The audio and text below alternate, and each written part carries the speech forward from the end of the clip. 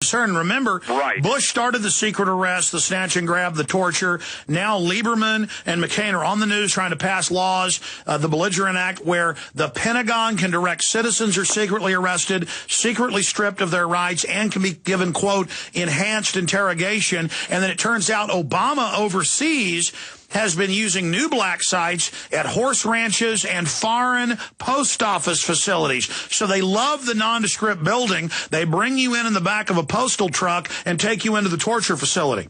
I'm going to try to be brief because I've noticed you're on your fourth glass of water, and I don't want to be accused of waterboarding you. We did a whole lot of things that were right, but we tortured some folks.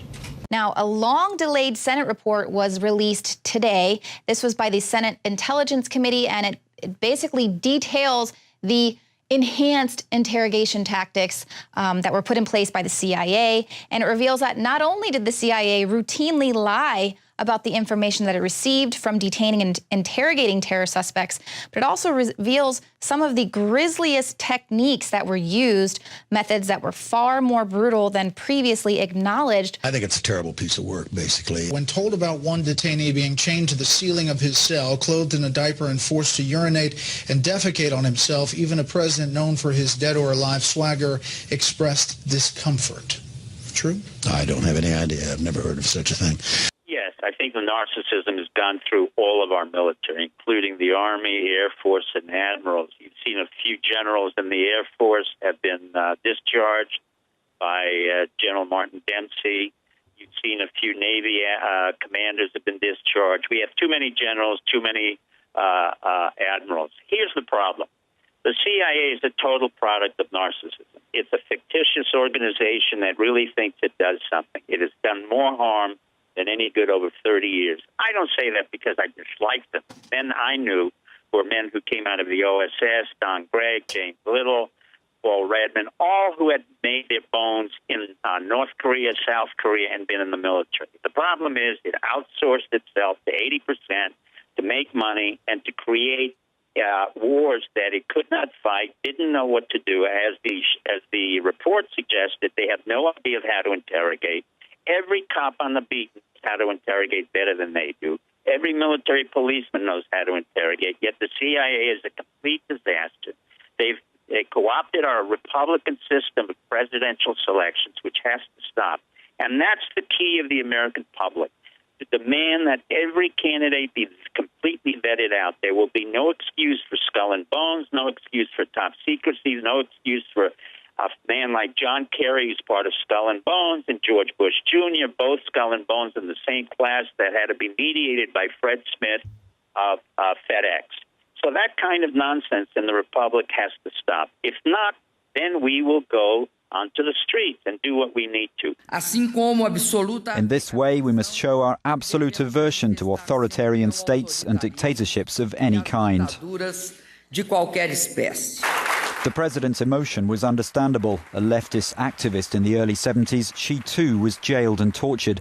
Yet she opposes calls to prosecute former military rulers. 2 former members of the Pinochet regime have been sentenced to 3 years in prison for their part in the torture and killing of the father of President Michelle Bachelet.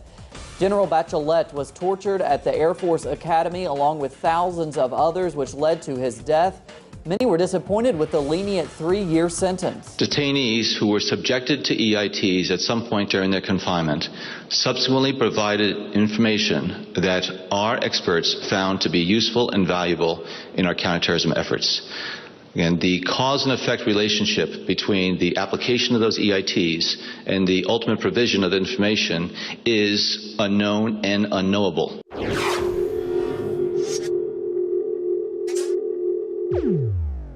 The Molon Lave Silver Coin, certified by the Provident Mint. This 1-ounce silver round is 0.999% fine silver, inspired by the legendary Spartan king Leonidas and his refusal to lay down arms in defiance of Emperor Xerxes. Molon Lave, that's Greek for come and take it. This is available now at INFOWARSstore.com. Act now as supplies are limited. And don't forget, free shipping and a free gift. That's INFOWARSstore.com. This is Alex Jones for InfoWarsLife.com. The latest in preparedness is now here, an electrically stabilized colloidal silver solution that can be added to both your home cabinet and preparedness pack alike, concentrated to 30 parts per million in what has been dubbed the survival silver solution, and it's entirely free of toxic artificial additives that are loaded into many products. Purchase your bottle of InfoWarsLife.com Silver Bullet Colloidal Silver today and find other amazing supplements at InfoWarsLife.com.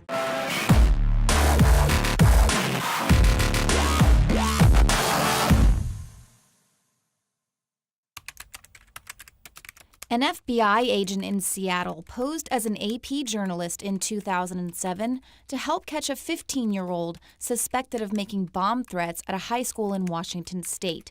Well, now the AP wants assurances from the Justice Department and the FBI that impersonation would not be used again.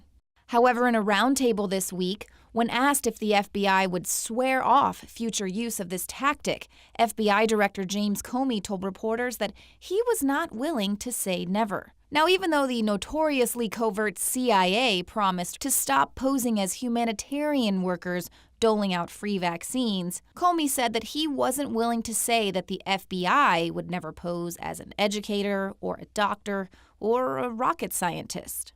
The FBI director added that, as far as he knew, no similar episode has occurred since the 2007 impersonation. In 2011, it came to light that the U.S. military was developing sock puppet software that lets it secretly manipulate social media sites by using fake online personas to influence internet conversations and spread pro-American propaganda on social media sites, forums, and blogs. Now, I'm not just talking about real live government-paid trolls, but about a major network of computers that are constantly running code specifically written to post to social media and news comment sections. It's worth noting that they explicitly acknowledged in their statement that the program was intended for covert operations in foreign countries, not the U.S., much like the kind of covert social media campaigns that we've seen influence the Arab Spring, influence the toppling of the Ukrainian government, and attempt to influence the takedown of Fidel Castro in Cuba. Not only did the U.S. create a fake Twitter platform for Cubans aimed at inspiring them to organize smart mobs, but also infiltrated Cuba's vibrant hip-hop scene in an attempt to spark an anti-government movement. Now remember that this is the same government that sees political activists here in the U.S. as terrorists.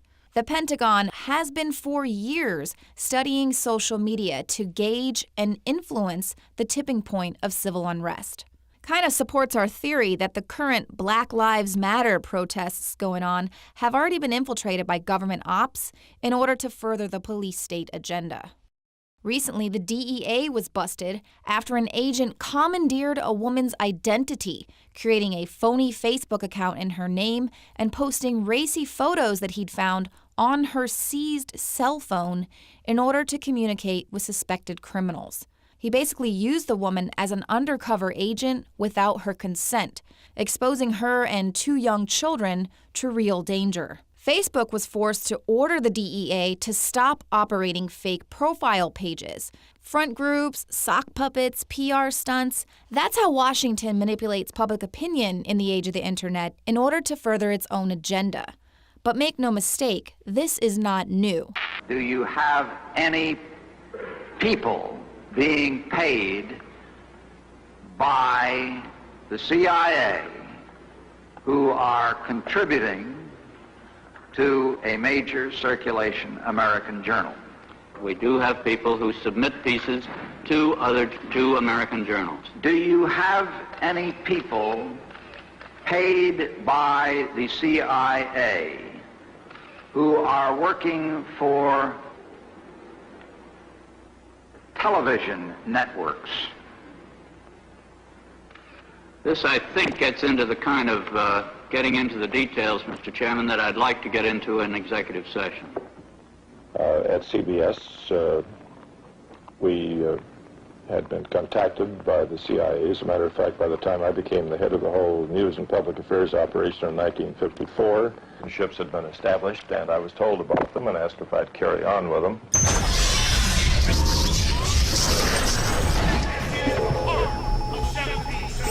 We know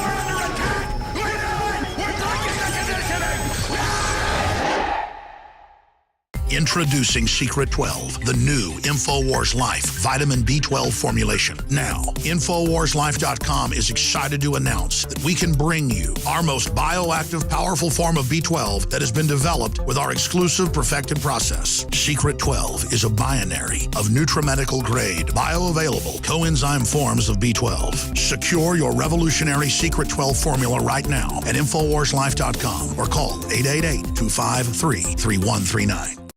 In the past decade, we have witnessed unparalleled scientific discoveries in the area of health. But no one has put together a formula that focuses directly on brain health, nerve growth factors, and optimizing your cellular energy at the same time. DNA Force is one of the most expensive formulas to produce. Some of the ingredients in DNA Force are $12,000 a kilogram. We are using the coveted, patented, only American source of PQQ, CoQ10, and more. You want the best that's out there at the lowest price anywhere? Well, we're bringing you a total win-win. The ultimate value, cutting-edge, trailblazing game changer that also supports the InfoWar.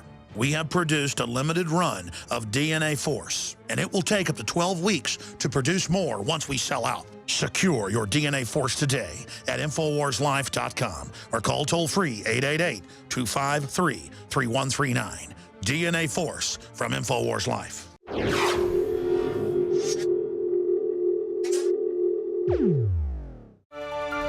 Weeks ago, people began contacting us, asking us, where are these InfoWars billboards coming from? And we looked around the office. He said, well, we're not putting up these billboards. So we tracked down the guy who is.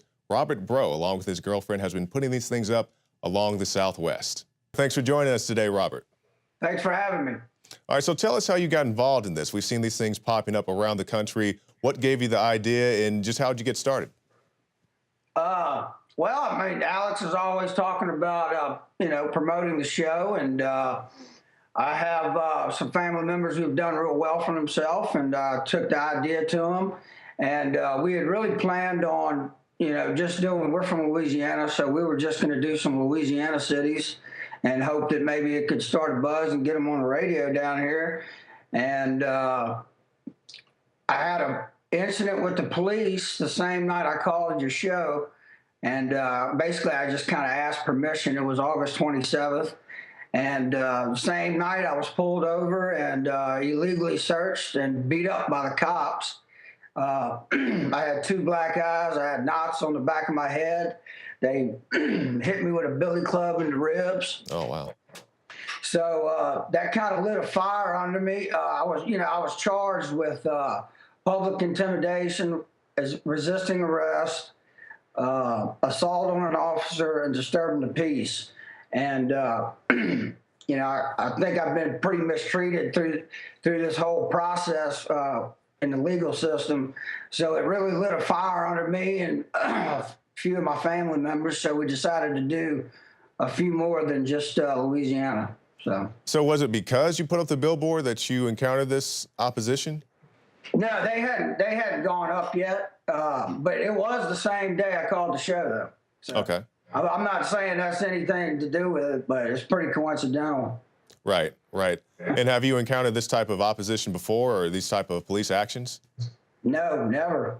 So I'm, I haven't seen the video yet. They're supposed to have video on their car, and they're supposed to have it on their bulletproof vest also. Mm-hmm. So. We definitely see people. It's easy to go out there and put out bumper stickers, T-shirts, hats, all that kind of stuff. When we go out to events, like when we went out to Ferguson, we gave people hats and things to try to get the awareness of the show. And we ran into people, one guy who was out there in Ferguson, he said, thank you guys for speaking the truth. He never even heard of our show, and now he does. Now he has a hat and he can share that information with other people. So, to anybody who's out there who's on the fence, they want to get involved. Like you said, you have some measures, but we have some immediate measures that we can take. What would you recommend to people who just want to get out there and get the message out there? There's a lot of other things you can do. Just, telling other people. I've ordered a lot of the bumper stickers, and I go around for instance, I live in Baton Rouge. I went out to LSU and put bumper stickers all over the trash cans out there. So, there's things you can do to promote